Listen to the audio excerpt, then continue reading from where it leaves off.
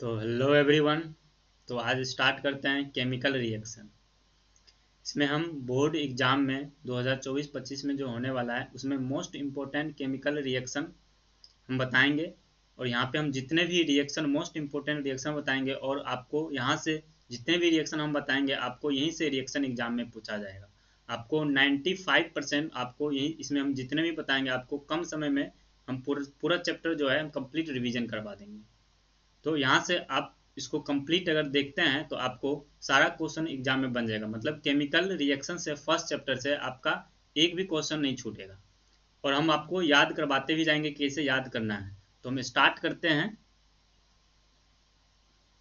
सबसे पहले देखते हैं केमिकल रिएक्शन में कैरेक्टरिस्टिक। जो केमिकल रिएक्शन होता है उसमें क्या क्या कैरेक्टरिस्टिक होता है। तो चेंज इन कलर। तो पहला पॉइंट है चेंज इन कलर। तो एक मतलब कि हमको एक ऐसा रिएक्शन बताना है जिसमें कलर चेंज होता है। तो यहाँ पे क्या है, कॉपर जो है इसमें ये सब पहले ये किस कलर का होता है, ये ब्राउन कलर का होता है। और जब इसको हम ऑक्सीजन के प्रेजेंस में इसको बर्न कराते हैं तो ये कॉपर ऑक्साइड बनता है और ये ब्लैक कलर में बन जाता है।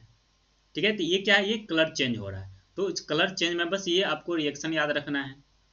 और ये जो रिएक्शन है ये इंपॉर्टेंट है, एग्जाम में बहुत बार पूछा भी गया है, ये प्रीवियस ईयर में पूछा भी गया है।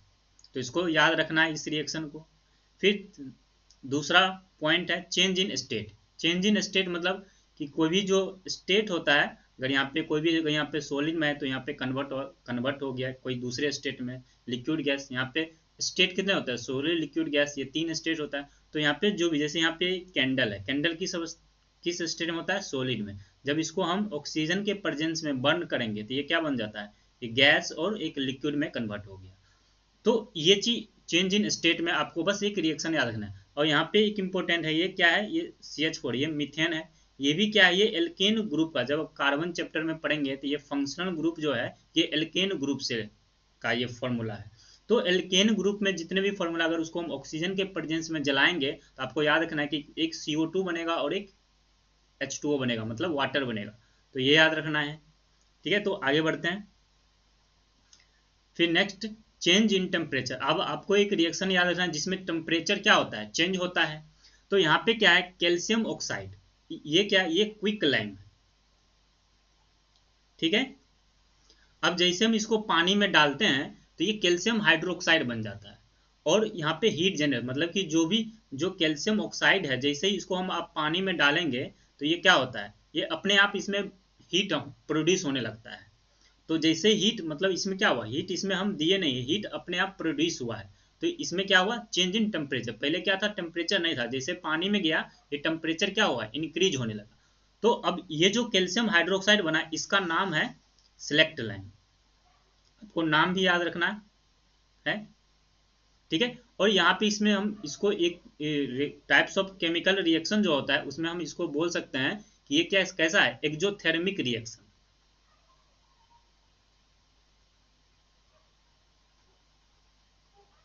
ठीक है, तो इसमें हीट प्रोड्यूस होता है उसको एक्जोथर्मिक रिएक्शन बोलते हैं। और जिसमें हीट, मतलब जो भी रिएक्शन है उसमें उस रिएक्शन होने के लिए हमको क्या करना पड़े, हीट देना पड़े। जब हीट हमको देना पड़ता है तो उसमें इंडोथर्मिक रिएक्शन होता है। तो आपको ये भी याद रखना है। फिर नेक्स्ट है फॉर्मेशन ऑफ पीपीटी, मतलब प्रीसिपिटेट, मतलब कि फॉर्मेशन जब कोई भी सोल्यूशन है, यहाँ पे ये 2 सोल्यूशन है, जब यहाँ पे रिएक्शन होता है तो कुछ सोलिड सब्सटेंस होता है बॉटम में, मतलब वो बच जाता है। तो मतलब कुछ रेसिड्यू जो है, रेसिड्यू आपको बच जाता है सोलिड के फॉर्म में, तो उसको ही बोलते हैं फॉर्मेशन ऑफ प्रीसिपिटेट, मतलब शॉर्ट में पीपीटी बोलते हैं। तो यहाँ पे ये क्या है, ये लेड नाइट्रेट है। जैसे इसको हम पोटेशियम आयोडाइड के साथ जब रिएक्ट कराते हैं तो यहाँ से लेड आयोडाइड बनता है और ये येलो कलर में पीपीटी बनता है। और एक जो है पोटेशियम नाइट्रेट है। तो ये भी रिएक्शन आपको इंपॉर्टेंट है, आपको याद रखना है, क्योंकि आपको आपको इसी रिएक्शन को आपको क्या कर सकता है, ये वर्ड फॉर्मेट में दे देगा और बोल देगा कि इसको रिएक्शन में लिखने के लिए। तो आपको ये रिएक्शन अगर याद रहेगा तो मतलब आपको याद रखना है कि ये जो रिएक्शन है लेड नाइट्रेट और पोटेशियम आयोडाइड, जब इसको रिएक्शन होगा तो ये क्या बन रहा है, ये प्रोडक्ट याद रखना है, फिर बन जाएगा। फिर नेक्स्ट, अब ये भी एक इसी के एग्जाम्पल है। ये क्या है, बेरियम क्लोराइड है। यहाँ पे बेरियम के पास +2 चार्ज होता है, मतलब 2 वैलेंसी, इसलिए यहाँ पे Cl2 क्लोरीन के पास 1 वैलेंसी होती है बेरियम BaCl2 है, ठीक है।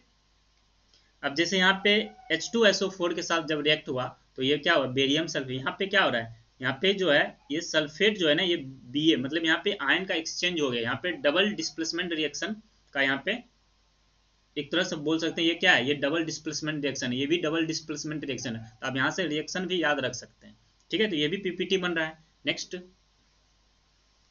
अब नेक्स्ट पॉइंट है इवोल्यूशन ऑफ गैस। अब इवोल्यूशन ऑफ गैस आपको याद रखना है कि इसमें गैस का क्या होता है, फॉर्मेशन होता है। तब ये क्या है, ये एक एसिड है H2SO, ये सल्फ्यूरिक एसिड होता है, एसिड होता है। जैसे इसको हम क्या करेंगे, जिंक, जिंक क्या है, मेटल है। जैसे अब मेटल, मेटल और नॉन मेटल चैप्टर आगे हम पढ़ाएंगे, तो उसमें क्या होता है, एसिड और मेटल को जब रिएक्ट करते हैं ना तो हमेशा एक सॉल्ट बनेगा और एक हाइड्रोजन गैस प्रोड्यूस होगा।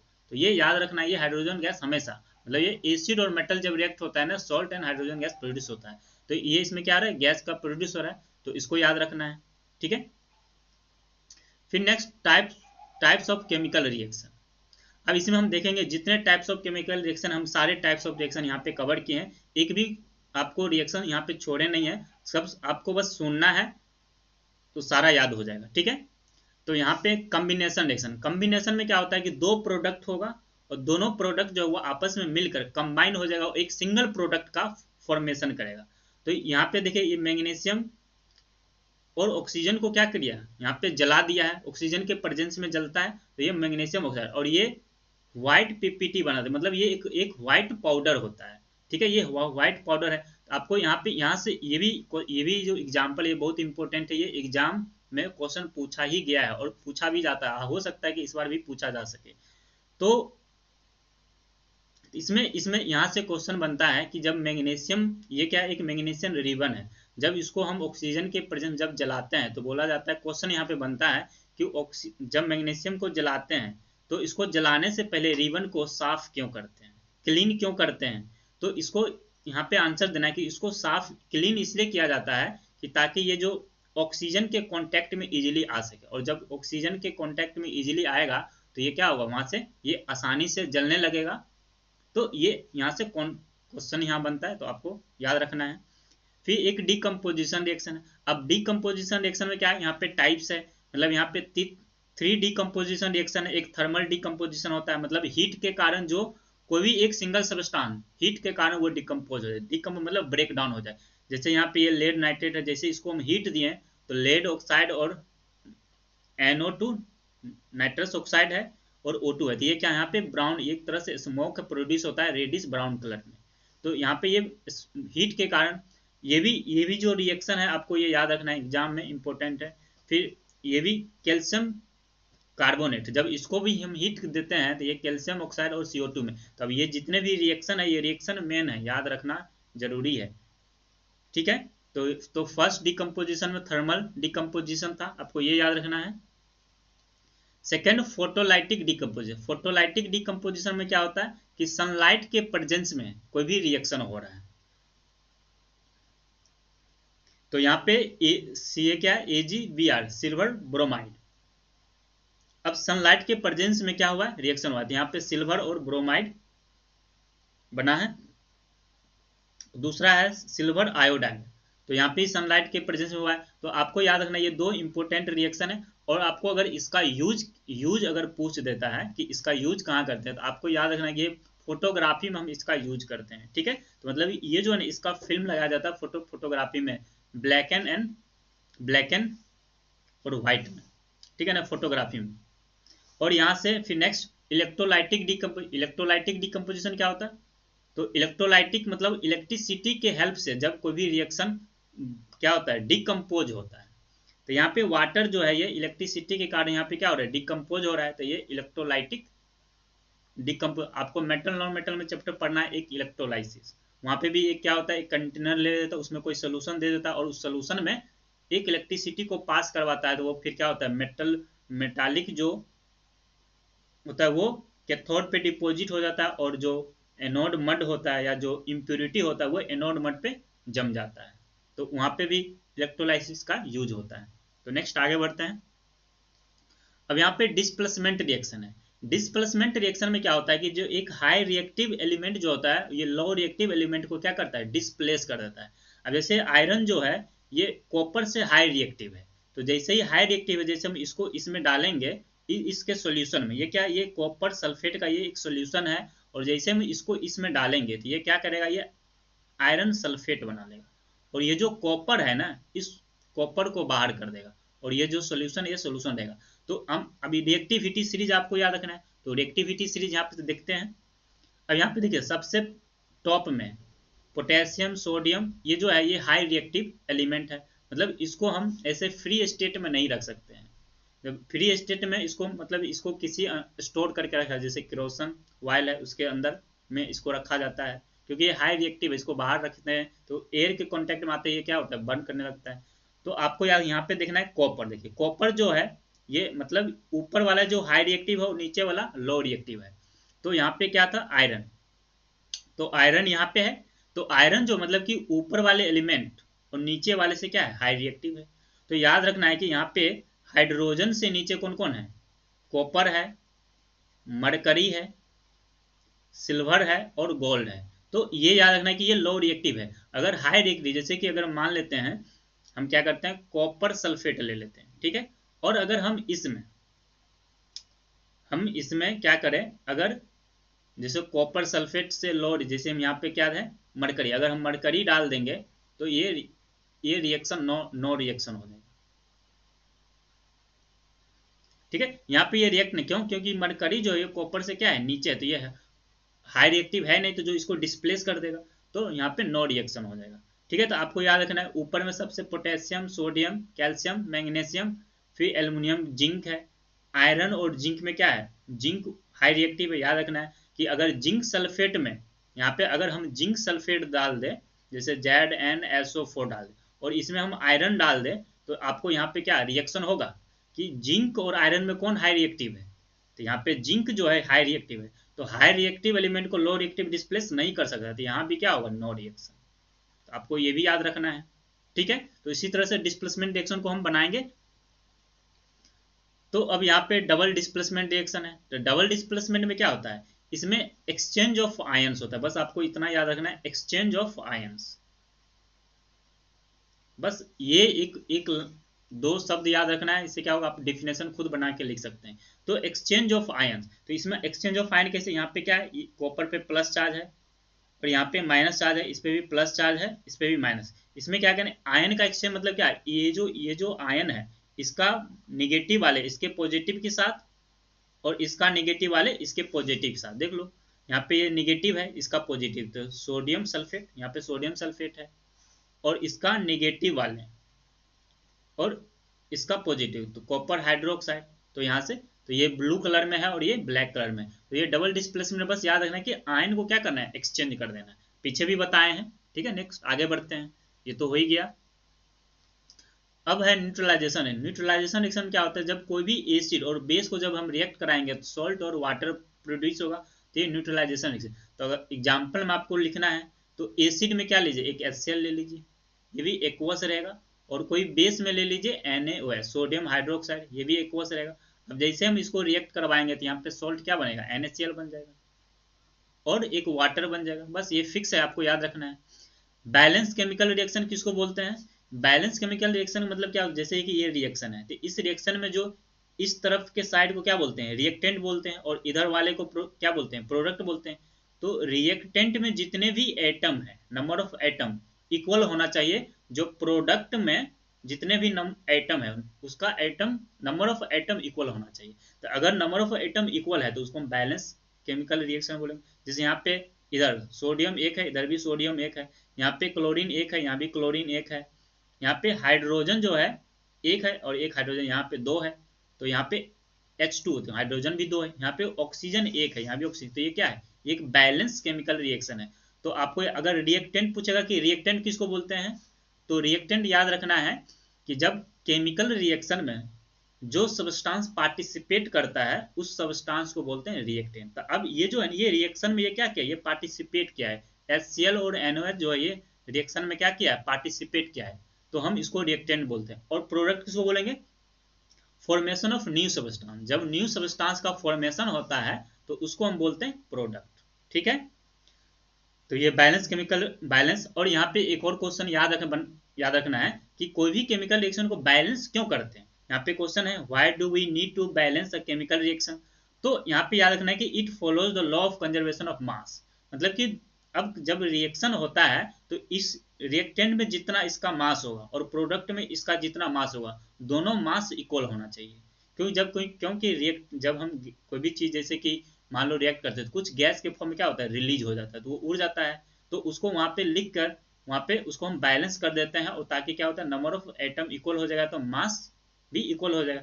तो मतलब याद रखना है कि किसी भी केमिकल रिएक्शन को हम बैलेंस क्यों करते हैं। It follow the law of conservation of mass. और law of conservation of mass क्या है, ये तो आपको पता ही होगा। ठीक है, नेक्स्ट आगे बढ़ते हैं। अब यहाँ पे क्या है कि अब कुछ इंपॉर्टेंट रिएक्शन जो छूट गया है, जो मतलब उस टाइप्स ऑफ केमिकल रिएक्शन हम नहीं बताए हैं, हम यहाँ पे 4-5 रिएक्शन एक्स्ट्रा लेके आए हैं। तो अब यहाँ पे क्या है, कार्बन मोनोऑक्साइड है।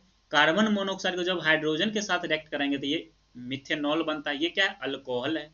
आपको एक ये याद रखना है, अल्कोहल बनेगा। और ये 300 डिग्री सेल्सियस, ये क्या है, ये कैटालिस्ट है। ठीक है, सोडियम को जब वाटर के साथ, अब ये भी एक है मेटल, मेटल चैप्टर में जब मेटालिक प्रॉपर्टी पढ़ेंगे, मेटल का केमिकल प्रॉपर्टीज पढ़ेंगे, तो उसमें मेटल और वाटर जब रिएक्ट होता है तो ये सोडियम हाइड्रोक्साइड बनता है। और इसमें भी फिर हीट प्रोड्यूस होता है। ये भी क्या है, एक एक्सोथर्मिक रिएक्शन। हम बता देंगे एक्सोथर्मिक रिएक्शन क्या होता है, जिसमें हीट प्रोड्यूस होता है, वो एक्सोथर्मिक रिएक्शन होता है। फिर ये क्या है, ये पोटेशियम क्लोरेट। ठीक है, जब पोटेशियम क्लोरेट को जब हम क्या करेंगे, इसको जब हम ये अब ये जो रिएक्ट हो, ये कैटालिस्ट है MnO2, ये ब्लैक कलर का होता है। इसके प्रेजेंस में भी यहाँ पे ये रिएक्शन हुआ है और ये ब्रेक डाउन हो गया है पोटेशियम क्लोराइड एंड ऑक्सीजन के। याद रखना कि ये व्हाइट सॉलिड होता है। तो ये रिएक्शन इंपॉर्टेंट है, आपको याद रखना है। एक और रिएक्शन है, अब पोटेशियम क्लोराइड को सिल्वर नाइट्रेट के साथ जब रिएक्ट होगा तो क्या बना है, पोटेशियम नाइट्रेट और AgCl। तो आपको ये रिएक्शन इंपॉर्टेंट है, याद रखना है। फिर रेस्पिरेशन इज एक्सोथर्मिक। अब बोला कि रेस्पिरेशन जो है एक्सोथर्मिक रिएक्शन क्यों है। हम जानते हैं कि जब हम सांस लेते हैं तो हीट प्रोड्यूस होता है। तो जब हीट प्रोड्यूस होता है तो वो क्या हुआ, एक्सोथर्मिक रिएक्शन हुआ। नेक्स्ट आगे बढ़ते हैं। अब यहाँ पे हम ऑक्सीडेशन और रिडक्शन पढ़ेंगे। ऑक्सीडेशन किसको बोलते हैं, जब किसी भी सब्सटेंस में ऑक्सीजन का क्या हो जाए, एड हो जाए, एडिशन ऑफ ऑक्सीजन, तो ऑक्सीडेशन हो जाएगा। और रिमूवल ऑफ हाइड्रोजन, जब हाइड्रोजन का रिमूव हो जाए किसी भी सब्सटेंस से तो उसको तभी बोलेंगे ऑक्सीडेशन। फिर इसी का जस्ट अपोजिट है रिडक्शन में। यहाँ पे ऑक्सीजन का एड हो रहा है, यहाँ पे एडिशन ऑफ हाइड्रोजन और रिमूवल ऑफ ऑक्सीजन, तो इसको हम बोलेंगे रिडक्शन। यहाँ पे हम एग्जाम्पल समझते हैं, जैसे ये कॉपर है, इस कॉपर में क्या हुआ है, ऑक्सीजन का एड हो गया, तो ये क्या हुआ, ये ऑक्सीडेशन हो गया। ठीक है, तो ये ऑक्सीडेशन हो गया। अब यहाँ पे इसमें क्या है, कॉपर, यहाँ पे क्या है, ऑक्सीजन क्या हुआ, रिमूव हुआ है। तो रिमूव हुआ होगा तो ये क्या हुआ, ये रिडक्शन हो गया। और इसके साथ क्या हुआ, इसमें ऑक्सीजन ऐड हुआ तो ये ऑक्सीडेशन हो गया। तो आपको यहां से याद रखना है। तो अब जिसका रिडक्शन होता है ये रिड्यूस्ड, मतलब इस सब्सटेंस को बोलते हैं कि ये रिड्यूस्ड हो गया। ठीक है, और जिसका ऑक्सीडेशन होता है उसको हम बोलते हैं ऑक्सीडाइज्ड। उसको क्या बोलते हैं, ऑक्सीडाइज्ड। ठीक है, तो ये याद रखना है कि जो सब, अब यहाँ पे याद रखना है, इसमें इंपॉर्टेंट क्या है, इसमें आपको रिएक्टेंट साइड ही, आपको जो भी सब्सटेंस के साथ होगा, ऑक्सीडाइज होगा, रिड्यूस हो, जो भी होगा वो आपको रिएक्टेंट के साइड ही देखना है। इधर कुछ नहीं होता है। इधर इसमें इस सब्सटेंस में चेंजेस जो होता है वो इधर दिखता है, लेकिन जो भी ऑक्सीडाइज होगा या रिड्यूस होगा आपको रिएक्टेंट वाले में ही आंसर करना है। ठीक है, नेक्स्ट आगे बढ़ते हैं। अब रेडॉक्स रिएक्शन। रेडॉक्स रिएक्शन किसको बोलते हैं, जिसमें जैसे यहाँ पे ये जो रिएक्शन है इसमें क्या हो रहा है, इसमें रिडक्शन भी हो रहा है और ऑक्सीडेशन भी हो रहा है। जब एक ही रिएक्शन में ऑक्सीडेशन भी हो और रिडक्शन भी हो तो हम इस रिएक्शन को ही बोलते हैं रेडॉक्स रिएक्शन।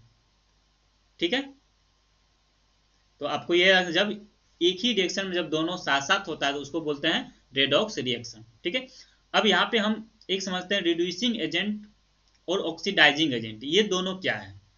आपको याद रखना है कि रिड्यूसिंग एजेंट जो होता है वो सब, मतलब कि रिड्यूसिंग एजेंट मतलब कोई एक सब्सटेंस होगा और वो सब्सटेंस क्या करेगा, इलेक्ट्रॉन को लूज करेगा। ठीक है, और ऑक्सीडाइजिंग एजेंट जो होगा वो भी कोई सब्सटेंस होगा तो ये सब्सटेंस क्या करेगा, इलेक्ट्रॉन को गेन करेगा। तो अब इसको हम पहले यहां से समझते हैं। अब याद रखना है कि कोई भी एलिमेंट या कोई भी मॉलिक्यूल जो फ्री स्टेट में होता है उस पर चार्ज क्या होता है, जीरो होता है। ठीक है, तो अब ये भी इस पे ये क्या, ये एक मॉलिक्यूल है तो इस पे टोटल चार्ज जीरो है, लेकिन कॉपर पे +2 चार्ज है और सल्फेट पे -2 चार्ज, तो ये मॉलिक्यूल है ना, तो टोटल चार्ज तो जीरो रहेगा। तो लेकिन यहाँ पे कॉपर पे, और इसी तरह से ये भी एक मॉलिक्यूल है, कंपाउंड है, तो इस पे टोटल चार्ज जीरो होगा, लेकिन इस पे +2 होगा, इस पे -2, और ये भी कॉपर है, फ्री स्टेट में है, तो इस पे टोटल चार्ज जीरो होगा। तो अब यहां से याद रखना है कि जिंक में देखना है कि जिंक में क्या हुआ है।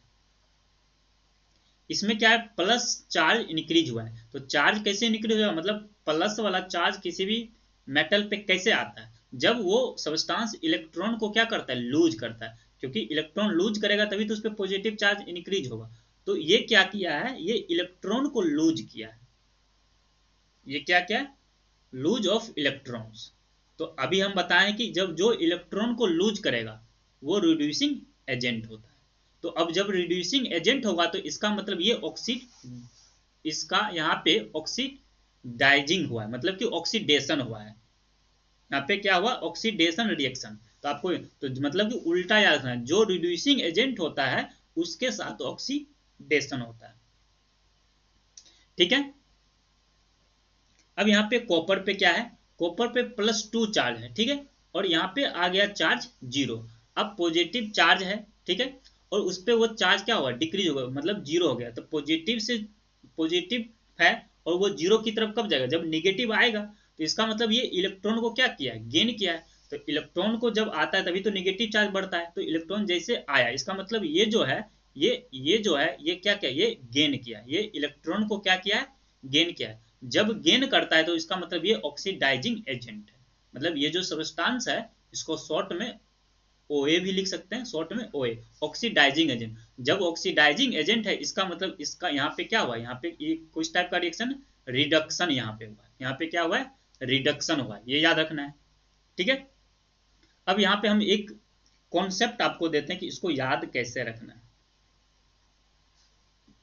जिससे कि आप कभी भूल नहीं सकते हैं। जैसे रिड्यूसिंग एजेंट है कि ये क्या करता है, लूज ऑफ इलेक्ट्रॉन, तो इलेक्ट्रॉन को लूज कैसे करता है, तो यहाँ पे रिड्यूसिंग एजेंट क्या है, ये आर्स है। तो आपको यहाँ पे कॉन्सेप्ट याद रखना है, यहाँ पे हम यहाँ पे लिखते हैं वर्ड। अब यहाँ पे क्या लिखे हैं, राधे राधे, राधे राधे, ये किसको इंडिकेट करता है, भगवान को। तो भगवान जो होते हैं वो क्या करते हैं, हमेशा वो देते हैं, कभी लेते नहीं है। तो अब देते हैं मतलब यहाँ पे क्या देंगे, इलेक्ट्रॉन को दे रहे हैं, तो इलेक्ट्रॉन को क्या कर रहे हैं, लूज कर रहे हैं। तो आपको यहाँ से याद रखना है कि राधे राधे आर, और ये हमेशा ये क्या करते हैं, लूज करते हैं। जब लूज लूज क्या करेंगे, इलेक्ट्रॉन को करेंगे, तो याद रखना कि वो रिड्यूसिंग एजेंट हो, और इसका अगर एक लूज किया तो दूसरा क्या करेगा, गेन करेगा। तो ऑक्सीडाइजिंग एजेंट जो है वो इलेक्ट्रॉन को गेन करता है। तो इस तरह से आपको कॉन्सेप्ट याद रखना है। ठीक है, अब यहाँ पे भी सेम, यहाँ पे भी आप यहाँ पे चेक, इसमें चेक कर सकते हैं। ठीक है, तो ये आपका पूरा चैप्टर जो chemical reaction and equation chapter हम कंप्लीट यहाँ पे बता दें। अगर आप इतना भी, जितना भी हम रिएक्शन बता दें, अगर आप इतना कम से कम याद कर लेते हैं तो आपको एग्जाम में एक भी क्वेश्चन नहीं छूटेगा, सारा क्वेश्चन बन जाएगा। ठीक है।